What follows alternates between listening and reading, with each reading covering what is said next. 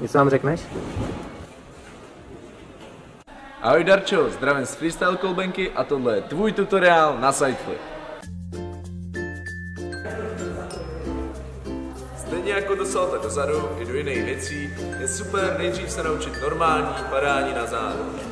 To je jednoduchý, skáčeš, zvedneš nohy, zvedneš zadek, dopadneš a stojíš. Důležitý je dopadnout na celý záda najednou, pak to vůbec nebolí.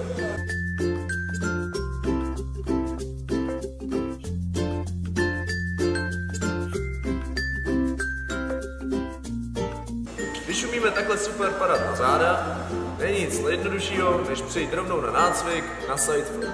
Je to jednoduchý opět, připravíš si jednu ruku, odrazíš se, zatlačíš si pěkně do žebra a pak si takhle chytneš nohu a spadneš na záda.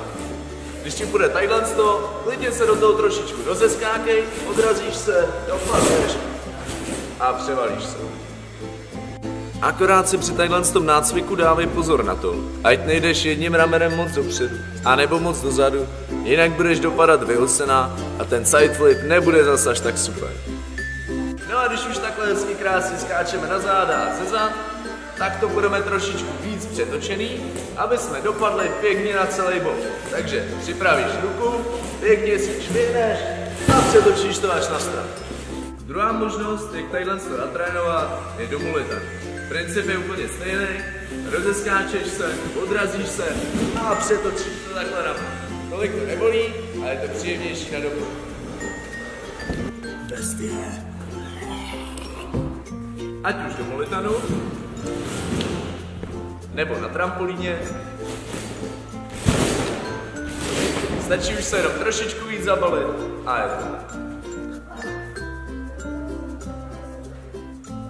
Na levou stranu je to pak úplně stejný, akorát místo pravý ruky zabíráš levou ruku.